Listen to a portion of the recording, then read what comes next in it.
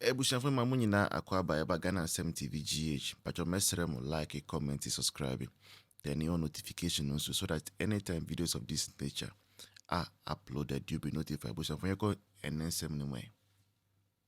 Afia Odo in one.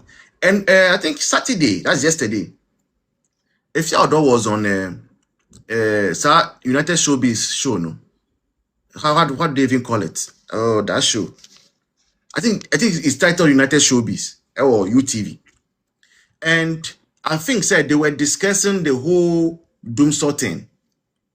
And Afia Odo made a statement.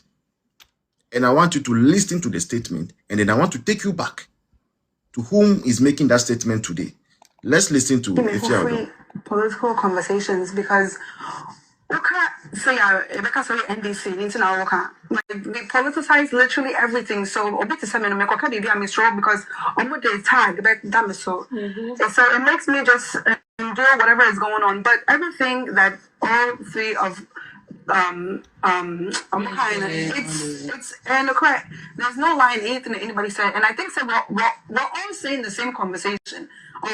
No matter what's the real reason that Doomsday is happening, because if you calculate the power and whatnot. That's Afia Odo talking. Afia Odo she's the one talking. And sorry, sometimes I don't go this way, but I'm pained. Afia Odo says that Doomsday she will not talk about it because she fears that should she talk about it, she would be tagged as maybe an MPP or NDC. And because of that, no, Doomsday on one kasa face when she cannot talk about it. Hypocrisy in high places. Hypocrisy in high places. You know that in the Bible, the Bible says we are not fighting against flesh and blood, but against powers, authorities, spiritual wickedness in high places. Ebano, on my way, we have hypocrisy in high places. And people like Afia Odo are part of that segment of people who are hypocrites. People whom today say is left and tomorrow they say is right. We have managed to come up with some posts by the same Afia Odo when NPP was in power.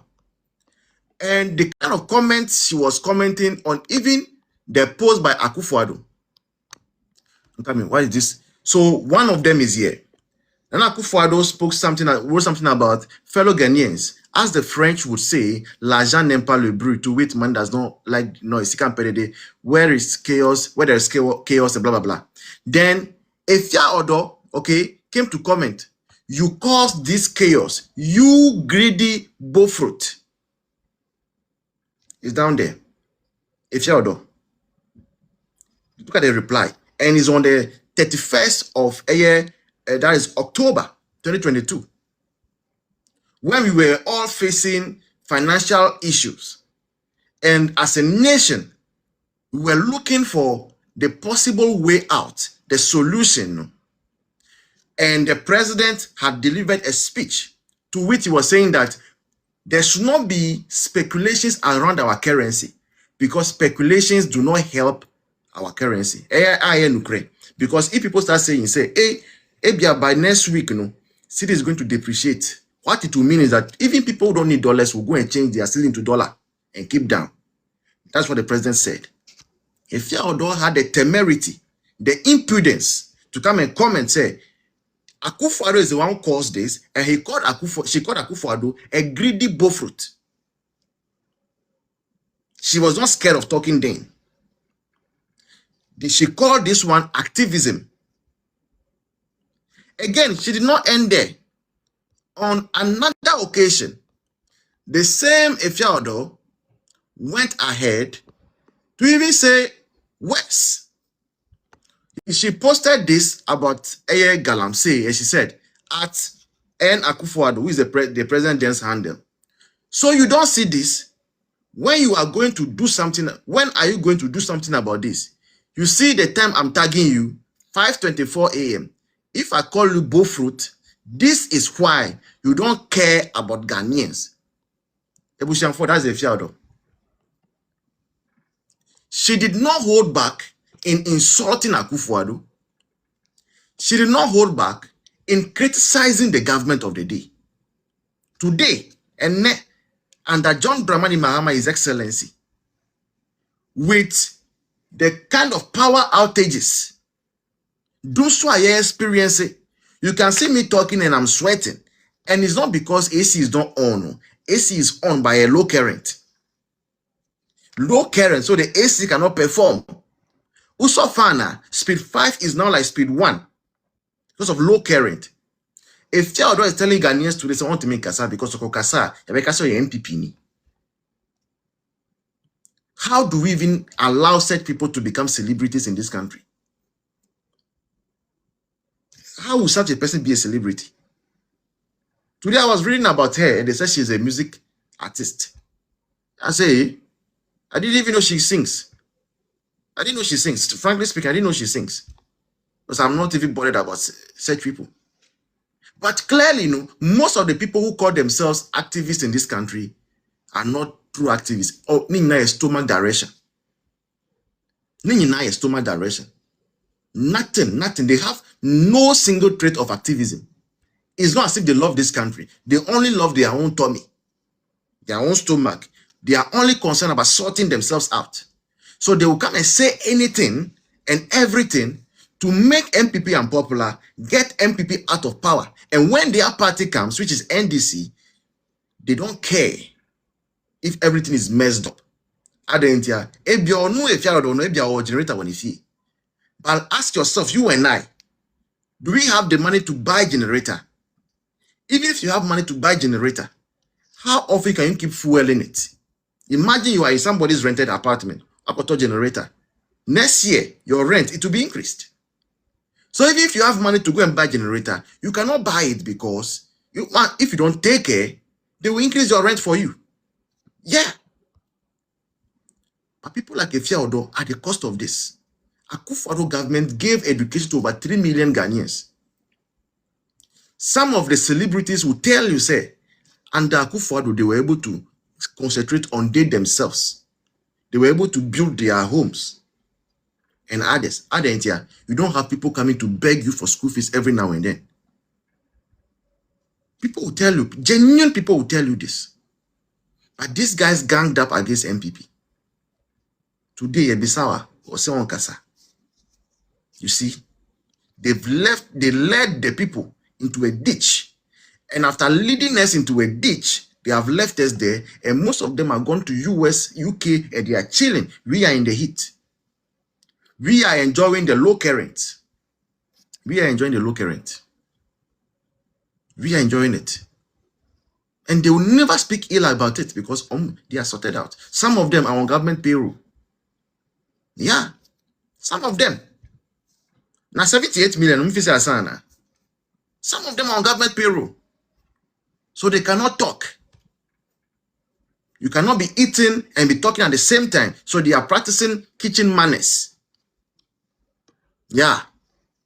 They are practicing kitchen manners. But you see, the day of reckoning is going to come. A time is going to come, Ghanaians are going to be fed up. And once Ghanaians get fed up, that is when you will see your smoothness level. That letter you may have seen circulating from the district headquarters of the Ghana Police Service in Gambaga is, to put it bluntly, most embarrassing.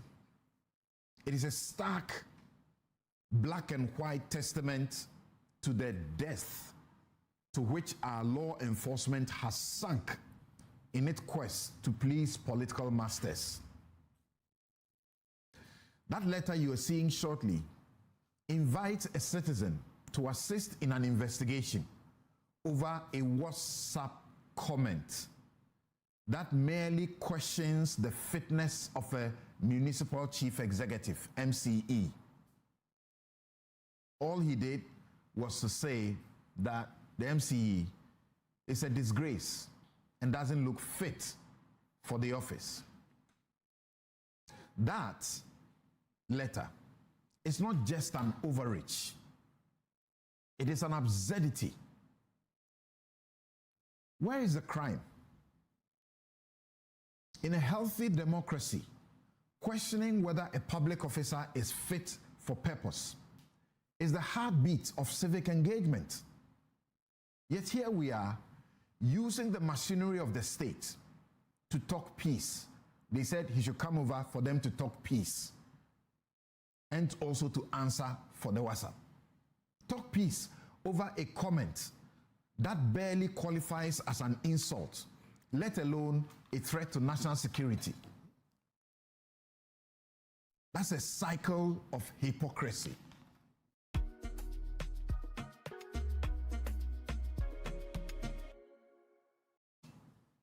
From the arrest of Adenta Kumi or Hiniba of Wuntumi Radio to Sir Obama of Kwasia, Abronya DC, the Baba Amandos, this regime is proving that political memory is conveniently short.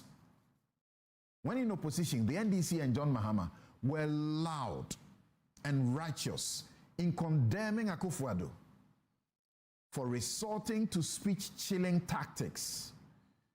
They rightfully attacked the abuse of the vague Section 208 of the criminal offenses of punishing false news that could cause fear and panic.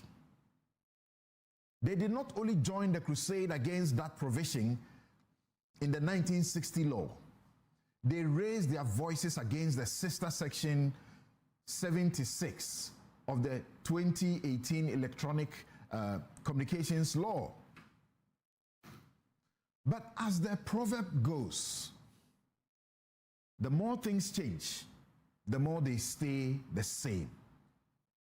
What happened to the round condemnation that greeted the arrest of Bobia Ansah or Mensa Thompson or David Tamaklo of the WhatsApp News only a few years ago? Because they are affiliated with the NDC, they have a different blood running in them. The repressive laws of yesterday have become the necessary tools of today, depending entirely on whose hands are on the gavel. And we see you continuing to defend the indefensible. I'm talking about the opposition. Look, some of the comments made by these guys are plain reckless and indefensible. Those who seek a decent and orderly society must never be heard trying to justify crude insults and blatant falsehoods. We leave that shameless partisan gymnastics to the politicians who only find their conscience and voice when they lose their power. However, the solution to bar speech, like Kofi Bentil will always remind us, is more speech, or at the very least, recourse to civil remedies and not criminal prosecution. If a man's reputation is harmed, let him take out a civil suit for defamation. Why must the state spend taxpayers' money to lock a man up for 3 years or 5 years over a WhatsApp status? Yes, the police wrote to Shamna for a WhatsApp comment calling David Bukari a disgrace and not fit to be MCE of Nalergo Gambaga. The GJA has recently reminded government of the urgent need to end the abuse in resort to these repressive laws. How can a government that is seeking to repeal Section 208 and remove the custodial sanction in Section 76 of the Electronic Communications Act through the new misinformation/disinformation bill allow an increasing resort to these repressive laws? Mr. President, your silence on the recent surge in these arrests is deafening. Your silence promotes the impunity we see in Gambaga. The cost of the silence, sir. Such was how Fix the Country activist Ibrahim Muhammad Kaka Macho was harassed by the Jura police before his murder in 2021. Justice has still not been served. Each new abuse multiplies the risk of the tragedy. the tragedy to our democracy. The Gambaga police foist a crime even where a civil tort of defamation would struggle to find a foothold. The way forward is very simple. Please speak to discourage the abuse of these laws, which ought to have been gone with criminal libel in 2001. We must abolish these provisions speedily or amend the laws to fully comply with modern democratic standards and to remove the criminal sanctions for speech violations. Let's stop using the police as the private discipline guard for sensitive politicians. If we do not stop this slide into state-sponsored hypersensitivity, we will soon find that the only thing fit for purpose in Ghana is our silence. And that is my take.